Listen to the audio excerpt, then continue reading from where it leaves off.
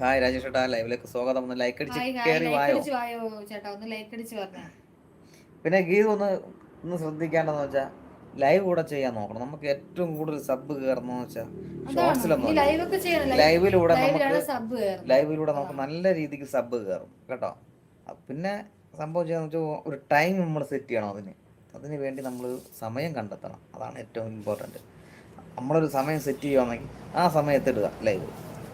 1-2 ദിവസമൊക്കെ അപ്പോൾ പാടായിരിക്കും, പക്ഷെ അത് കഴിയുമ്പം അറിയുമല്ലോ. ഇന്ന് വരുന്നവർ തിരക്കും നിങ്ങളുടെ സമയം എപ്പോഴാണ്, ആ സമയത്തിനൊക്കെ നാളെയും വരും. അതാണ് ഇന്ന് ചെയ്യാണ്ട്. എന്തോ നല്ല നാടൻ വിളിക്കുന്നത് വേണ്ട ആർക്ക് എന്നാൽ നമുക്കതൊന്നും പറഞ്ഞിട്ടുള്ളതല്ല. വിട്ടേക്ക്. നമുക്ക് താണ്ട നമ്മളിപ്പോൾ എന്ത് ഹാപ്പി ആയിട്ട് പൊയ്ക്കൊണ്ടിരിക്കുന്നത് ചേട്ടാ. ഈ ജാക്കി ഒരു വൈബ്. മെസ്സേജ് ഇട്ടു, അത് എന്നോട് ജാതി എന്ന്, പിന്നെ അത് ഡിലീറ്റ് ആക്കി. അത് തന്നെ പറഞ്ഞു, അത് ആർക്കെയാണ് ഡിലീറ്റ് ആക്കി? ആർക്കാണ് ഡിലീറ്റ് ആർക്കെ ചെയ്തിരിക്കുന്നത്? ചേട്ടനാണ് ഡിലീറ്റ് ആക്കി. ആർക്കെ ചേട്ടാ ചേട്ടനാണ്. ലൈവ് ചെയ്യും, ആരും കേറുന്നില്ല.